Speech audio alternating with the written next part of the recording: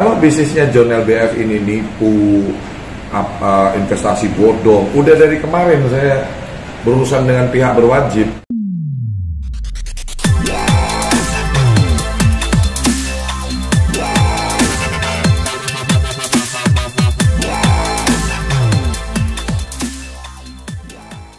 Assalamualaikum warahmatullahi wabarakatuh.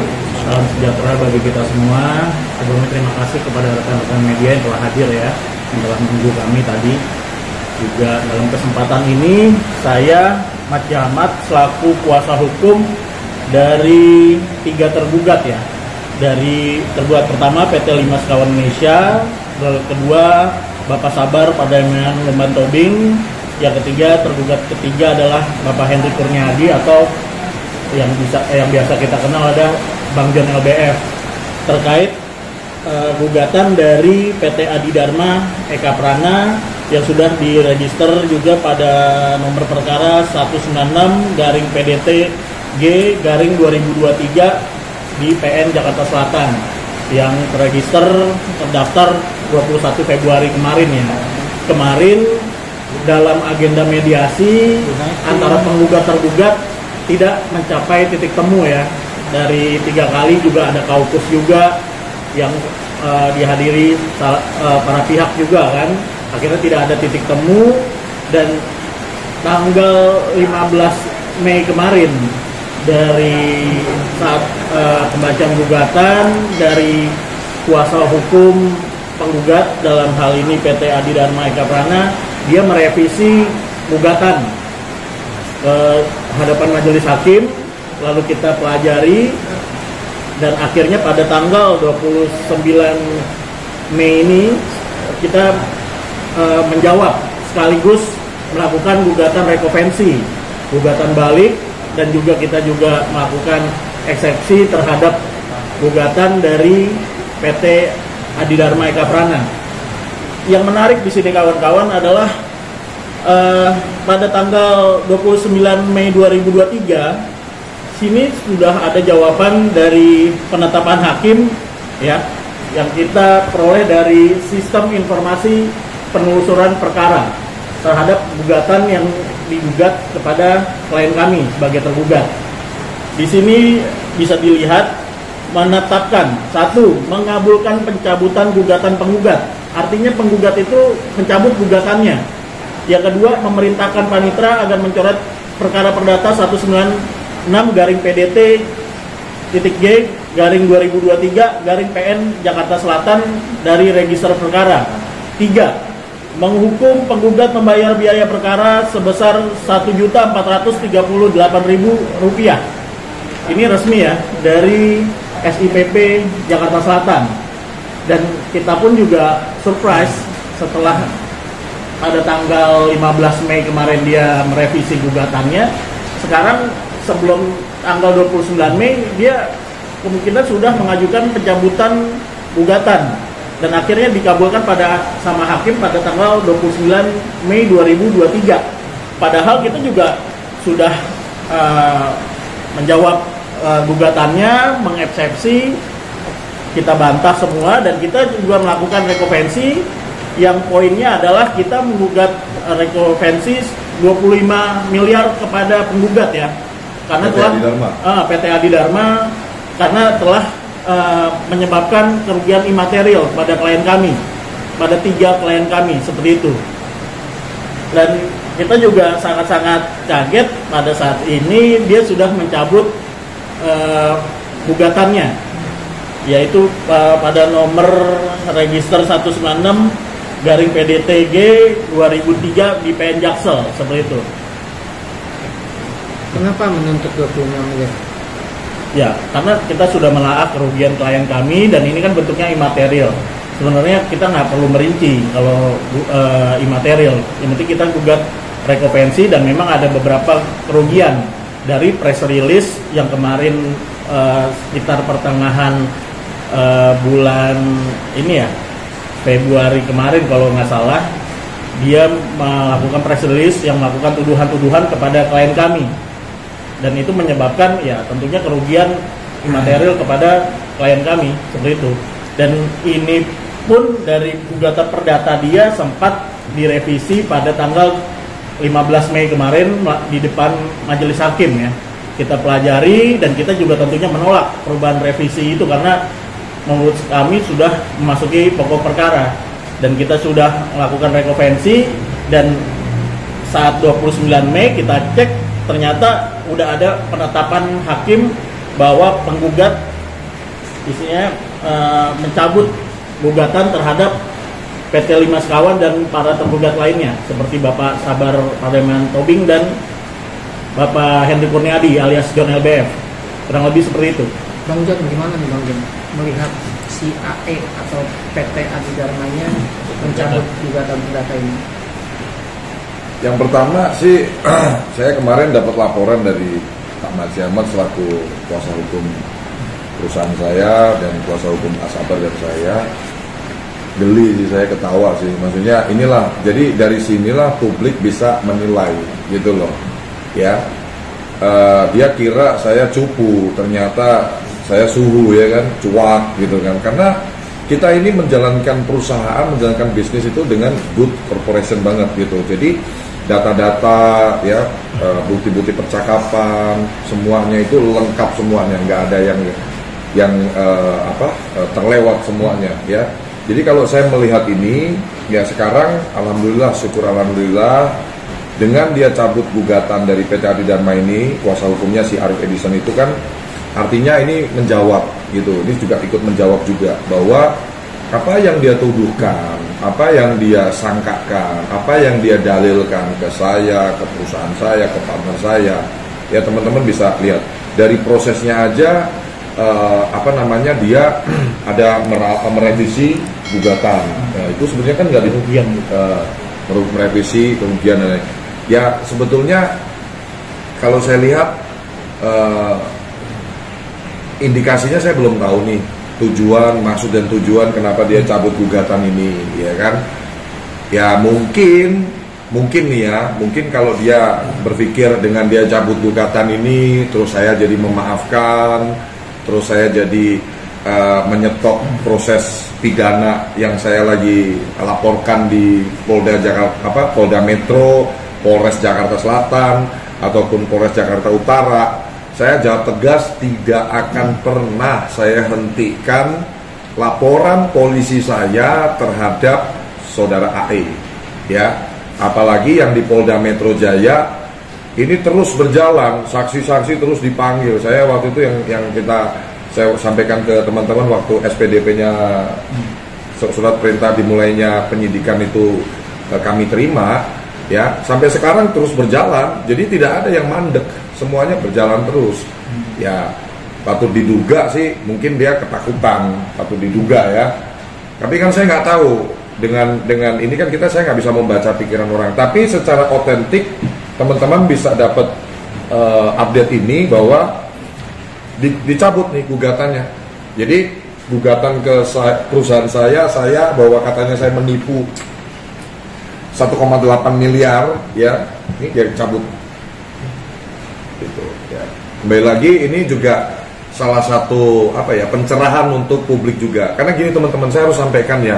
Memang saya ngerasain banget di negeri ini kita hidup susah salah, sukses tetap dinyinyirin. Cuman ya ini harapan saya bisa jadi pelajaran dan sejarah yang bisa menjadi pelajaran kita bersama. Intinya kalau kamu benar nggak usah takut.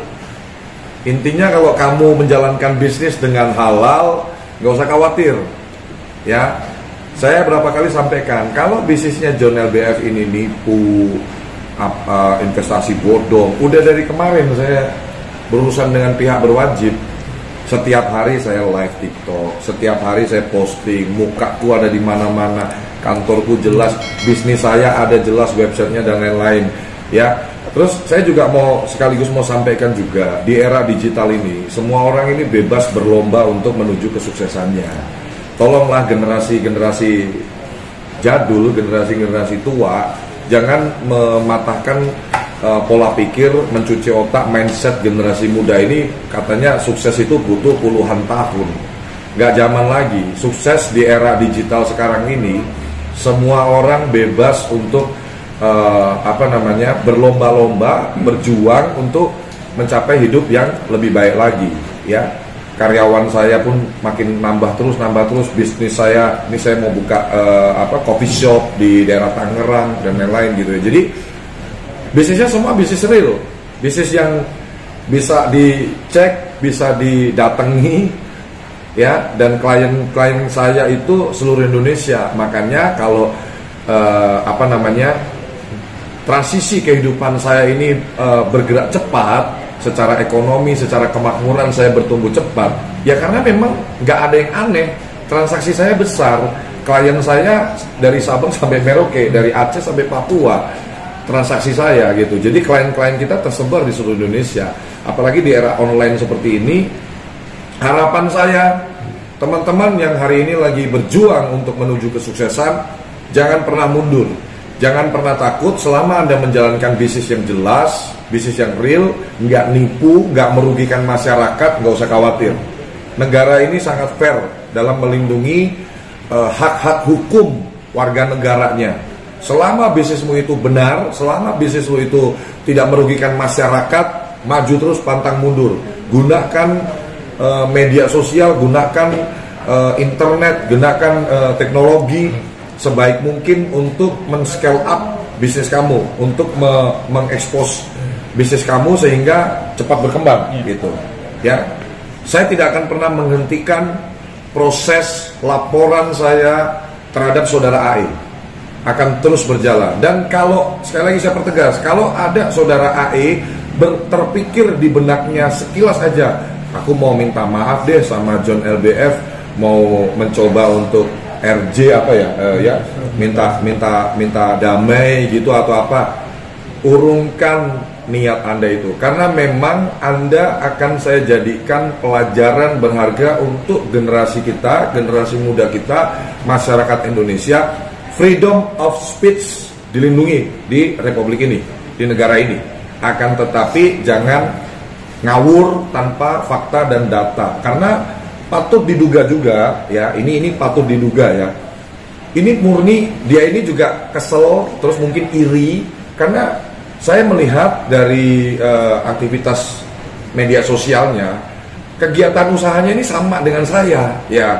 Dia buka jasa juga untuk pendirian legalitas PT, jasa hukum dan lain-lain gitu ya. Jadi karena mungkin nggak bisa secepat saya peningkatannya, ya nggak bisa semasif saya pergerakannya, jadi mungkin diduga numpang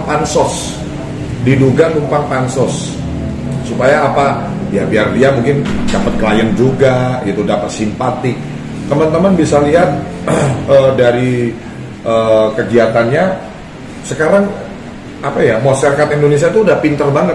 Jadi kalau kamu nuduh orang tanpa fakta dan data, yang ada ya kamu diserang balik sama masyarakat. Di gitu. awal mungkin dia di awal ada beberapa netizen yang mungkin belum terlalu mengerti, belum terlalu paham, ikut terpengaruh. Tapi sekarang saya perhatikan malah jadi berbalik, malahan jadi simpatinya udah ke saya, karena mereka melihat ya bisnisnya. Akhirnya kan orang ini kan akhirnya mempelajari, ngecek John LBF ini bisnisnya apa aja, kantornya di mana, mukanya di mana-mana.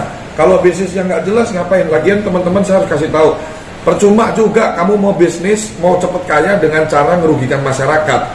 Kan udah banyak contohnya, yang akhirnya hari ini mendekam di hotel Prodeo, ya, menawarkan investasi yang nggak jelas.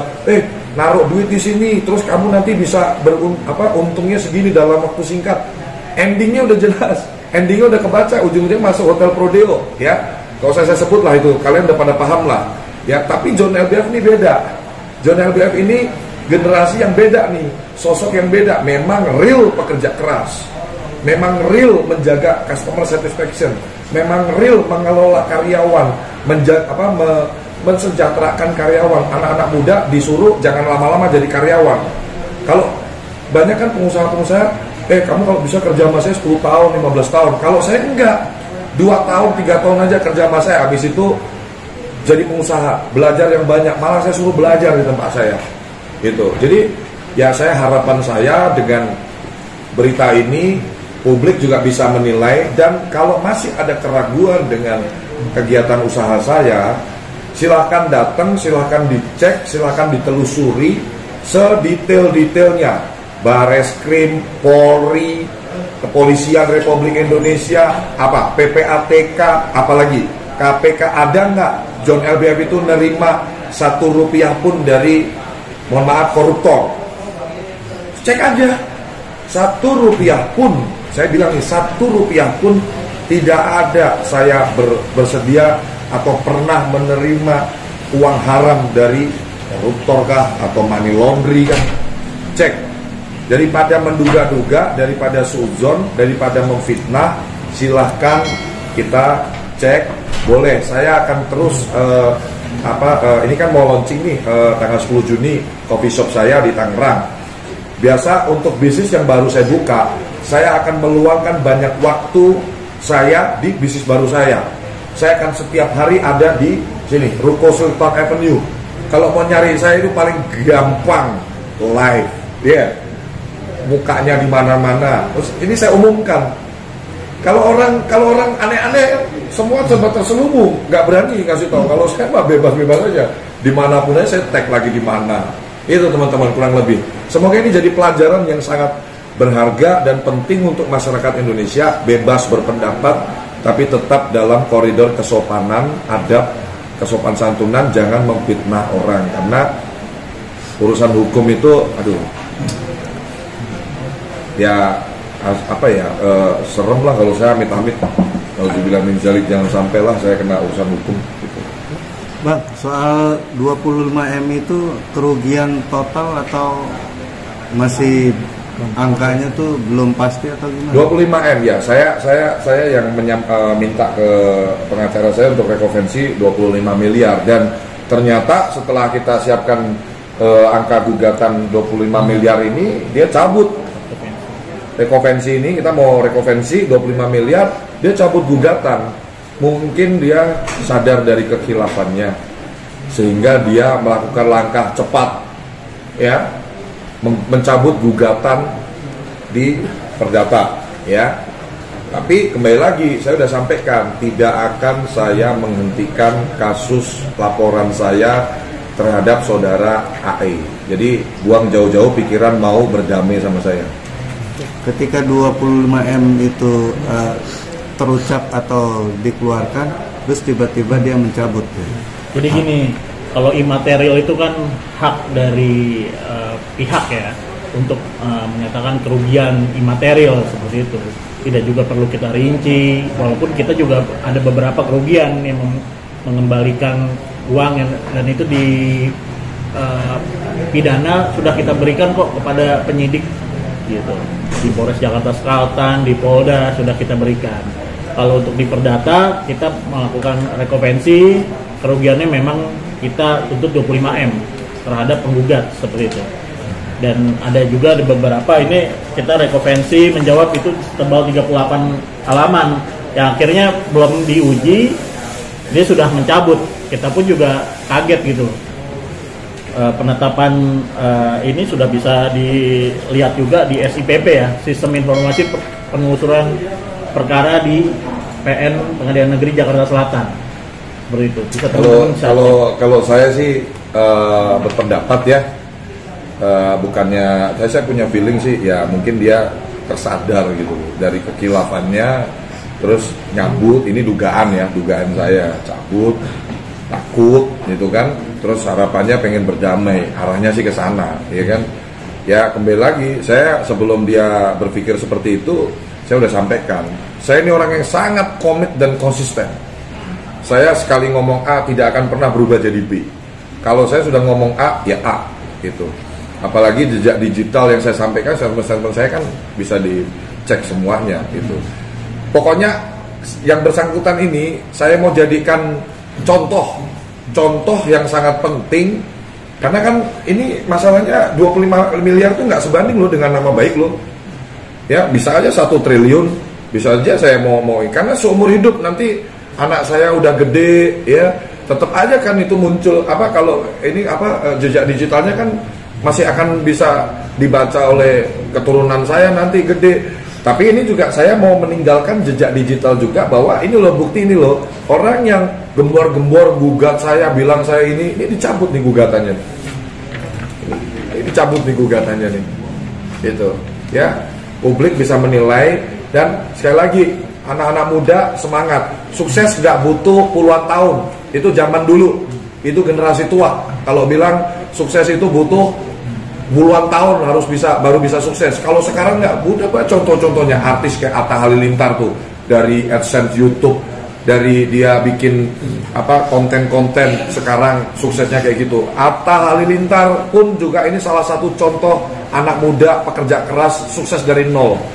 Ya, Atta Halilintar tuh kalau mau dicontoh itu panutan juga. Terus banyak juga sekarang influencer-influencer, YouTuber, anak-anak TikTokers nih Bang, live sebentar dia dapat bisa puluhan juta, ratusan juta. Itu kalau lihat yang di konten-konten di TikTok itu yang makan-makan cabai itu, satu kali live dia bisa ratusan juta Bang. Terus kalau orang bilang, oh kamu kalau mau sukses harus puluhan tahun, percaya sama saya, itu generasi tua, titik, udah itu aja. Kalau generasi muda sekarang nih, dengan era digital, era teknologi, ya saya akan terus menyuarakan, saya tidak akan gentar untuk menyuarakan bahwa sukses itu hak semua orang, asal dengan secara konsisten bekerja, berusaha, ya sayang sama karyawan. Kamu nggak bisa kerja sendiri tanpa karyawan. Jadi pengusaha wajib sayang karyawan, itu bukan pilihan tapi kewajiban, supaya dia bisa jadi support system yang bagus untuk bisnis kamu, ya. Dan secara konsisten jaga klienmu. Semua klienmu adalah bos kamu yang ngasih duit untuk bisnis kamu. Jaga hatinya, jaga perasaannya, jangan dikecewakan, jangan ditipu. Gak usah bisnis-bisnis money laundry, bisnis-bisnis haram yang investasi-investasi bodong. Lu sebentar doang nikmatin, habis itu apa? Nyungsep. Ya, mungkin Allah mengizinkan kejadian ini datang di kehidupan saya untuk saya bisa bicara hari ini seperti ini, untuk teman-teman anak-anak muda Indonesia bangkit jadi pengusaha, jangan jadi karyawan seumur hidup. Percaya sama saya, kerja keras yang konsisten bisa bikin kamu kaya yang barokah, insya Allah.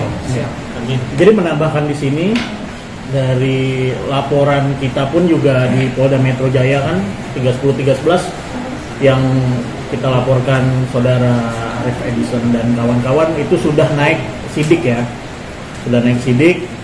Berarti bukti-bukti kita bisa patahkan dari 6 poin yang dia lakukan press release. Jadi netizen harus cerdas.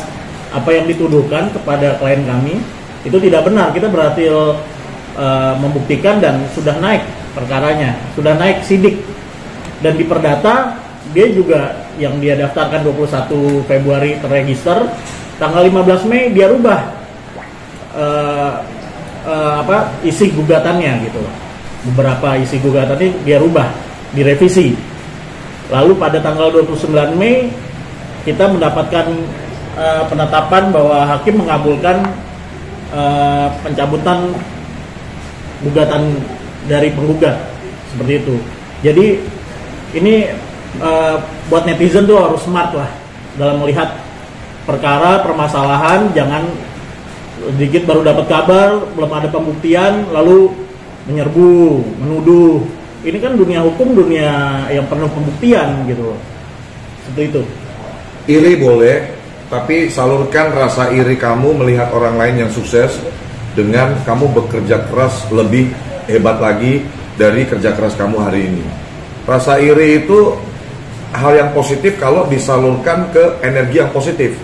Jadi kalau kamu jadi manusia juga nggak punya rasa iri terhadap pencapaian orang lain, itu juga salah. Ya, rasa iri itu sangat perlu dan sangat penting dimiliki oleh manusia, khususnya kaum laki-laki nih sebagai kepala rumah tangga. Iri itu wajib, tapi rasa iri itu salurkan untuk ke energi positif, untuk bekerja lebih keras lagi, bekerja lebih giat lagi, cari ide-ide bisnis. Sekarang era digital ya, untuk kamu bisa mencapai kemakmuran ya, yang insya Allah berkah dunia akhirat. Amin.